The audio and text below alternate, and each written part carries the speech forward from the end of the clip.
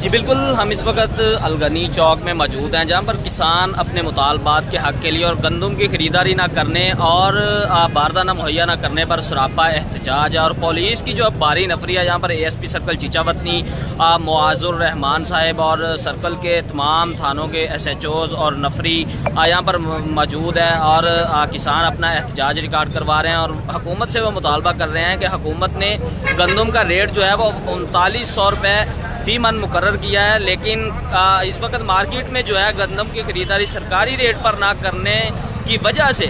جو مارکیٹ میں گندم کا ریٹ ہے وہ 3200 سے 3200 روپے تک میں فروخت ہو رہی ہے، جس سے کسانوں کا معاشی قتل ہو رہا ہے،